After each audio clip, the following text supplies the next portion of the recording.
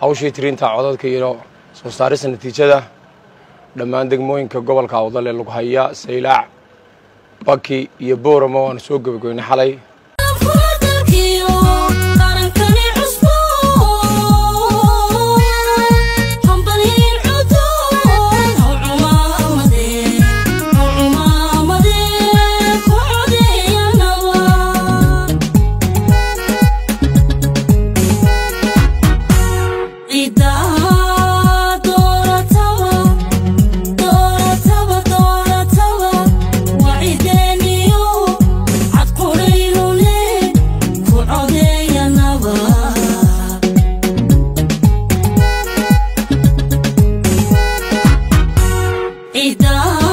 waxaan joognaa xarunta komishanka qaranka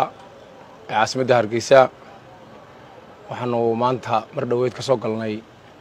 gobolka Awdal waxaan noo soo gabagaboobay tirintii codadka iyo soo saaristii natiijada oo aanu ku jirnay waqti hore inay noo dhamaatay ahayd xalay laakiinse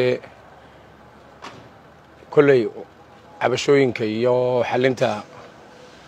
cabashooyinka ay soo gudbinayaan xisbiyadu mawradu aynu ka jawaabaynay dib u dhaca nagu yimid ee kooban taas sababtay guud ahaan gobolka Awdal si fiican bay uga soo dhamaatay hawshii tirinta codadka iyo soo saarista natiijada dhammaan degmooyinka gobolka Awdal ee lagu haya Saylac Baki iyo Booramo aan soo gabagabeynay xalay shacabka reer Somaliland baa guuleystay waxa guuleystay cid kasta oo doonaysay inay Somaliland qaran jira oo noqoto taabagala oo ictiraaf adduunka ku leh waxa noo qabsoontay doorasho hufan oo xor iyo xalaal ah annagana ilaahay waa nagu xiltiray mas'uuliyaddii naloo dhiibay ee naloogu dhaariyay shacabka reer Somalilandna waxaan leenahay natiijada waxa lagu soo saarayaa waqtigii uu sharcigu sheegay ee xeer 91 ku qoran kadib dhici mayso sidaa daraadeed waxa laga warsigo komishanka doorashooyinka qaranka gobolka Awdal wuxuu ka mid yahay gobolada ay soo dhamaadeen tirintii codadka iyo soo saarista natiijadu waxa kale oo soo dhamaaday gobolka Sanaag oo joogtay Commissioner Faadumo iyo gobolka Saaxil oo joogay Commissioner Ibrahim waxa kale oo soo dhamaaday gobolka Sool gobolada kalena laga yaabo caawa inay dhamaadaan sida Burciyo Maroodijeex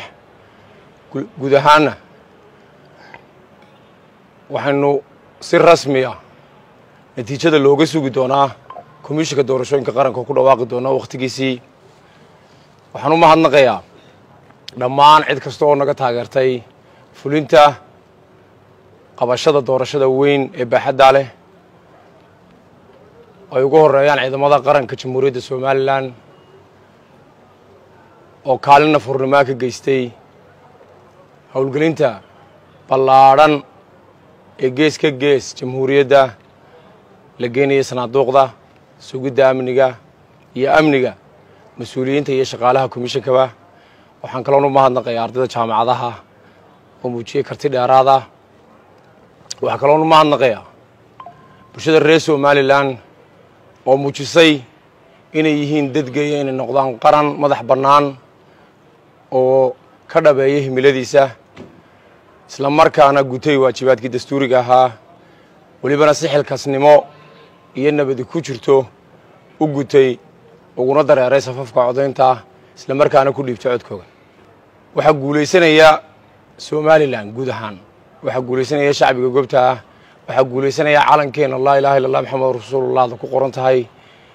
waxayna fariin u tahay cid kasta oo Somaliland ka soo horjeeday oo cadab ku ah oo aan jeclayn inaanu ka mid dhalino himiladeena waxay nagu waajibaa isku duubni midnimo iyo in la sugo soo saarista natiijada kumeel gaarka ay komishanka doorashooyinka qaranka insha Allah ta'ala aad baad mahadsantihiin والسلام عليكم ورحمة الله وبركاته.